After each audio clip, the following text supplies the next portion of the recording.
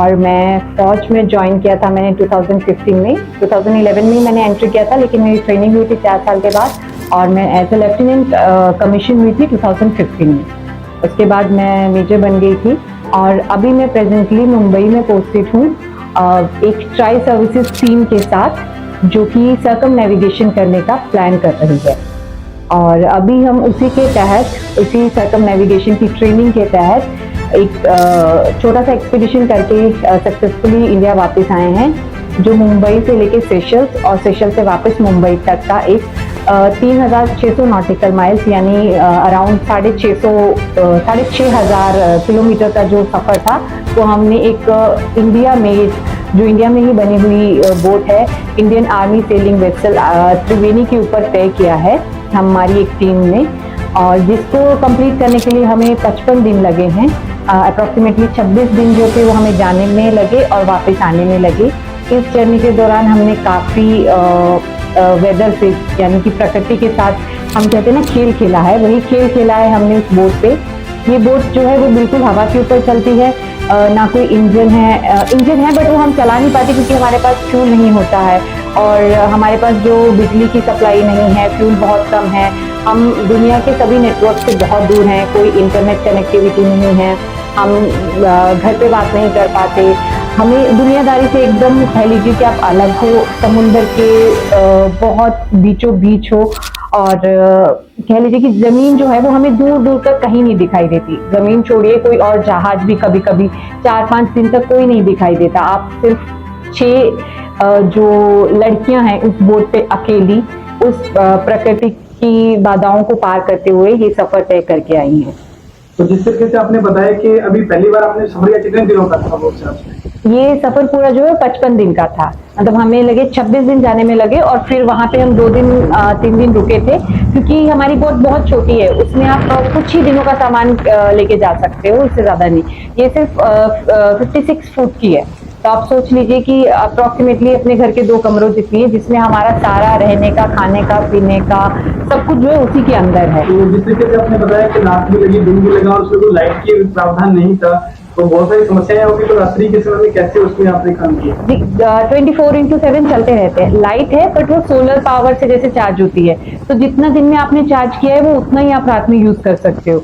तो हम बिल्कुल, वो कहते हैं ना कि आप एक लाइट ही चला के रखेंगे या आपको जो लाइट चाहिए वही जलाएंगे और उसी टाइम बंद कर देंगे। तो रात को हमारी बोट पे कोई लाइट नहीं होती है।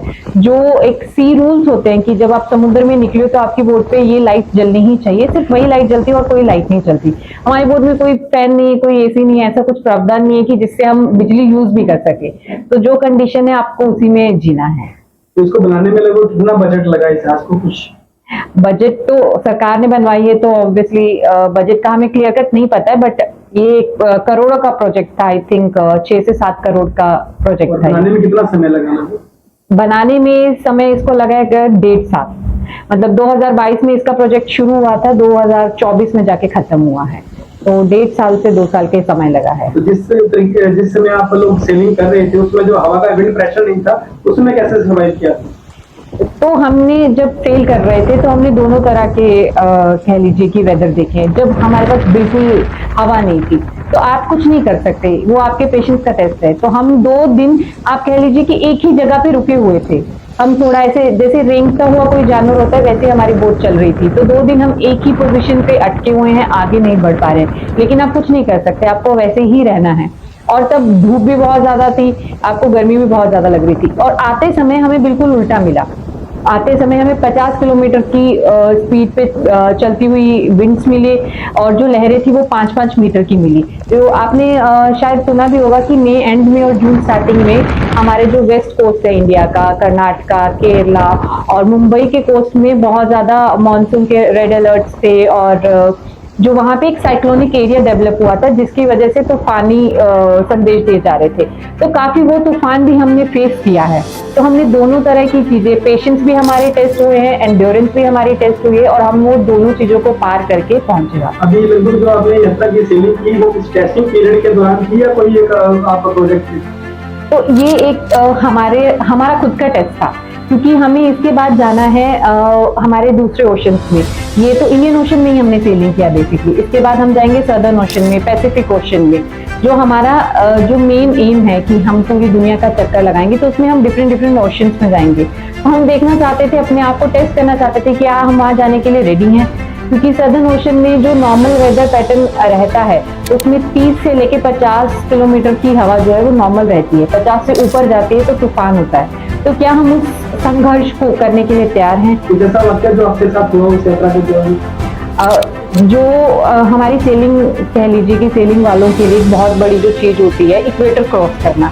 हम अगर जमीन पे या हम जब पढ़ाई करते हैं तो इक्वेटर बस एक 0 डिग्री का हमें पता होता है कि हाँ ऐसा कुछ है, पर उसका मान्य क्या है वो हमें इस बार जाके पता चला। जब हम उसमें 000 पे पहुंचे तो वो एक जो हमारी फीलिंग होती है कि हाँ हमने ये अचीवमेंट किया, तो वो हमारे लिए बहुत ही एक अलग अनुभव था और अनुभूति थी, एक अकम्पलिशमेंट थी कि हाँ हमने ये अचीव किया।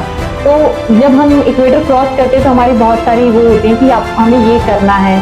हम जैसे समुद्र देवता को स्वीट खिलाते हैं, फिर होता है कि आपको इक्वेटर में वही समुद्र में डुबकी मारना है, like you jump from the boat, you swim and you come back with the boat. तो वो वाला जो एक पार्ट था वो एक बहुत ही मतलब खुशी वाला मौका था। और जब हम 26 दिन पे जब हमने जमीन नहीं देखी और 26 दिन के बाद जाके हमने जब नया पोर्ट देखा, नई कंट्री देखी और लैंड देखा, तो वो हमारे लिए बहुत ही एक कहते खुशदायक वो था कि हाँ हमें बहुत खुशी हुई कि भाई हमने जिस मकसद से निकले थे वो हमने अचीव किया कर। सोशल मीडिया के ऊपर बहुत सारी लड़कियां तो रील्स बना रही हैं, तो आपने किस तरीके से उस फील्ड को छोड़कर एक सेना को चुना? जब मैंने सेना को चुना शायद तब रील्स का इतना मैं कहूंगी कि वो नहीं था, इतना ज्यादा ट्रेंड नहीं था, बट फिर भी मेरा बचपन से ही अगर मैं कहूँ तो मुझे कुछ अलग करना था, वो नहीं करना था जो सब कर रहे हैं।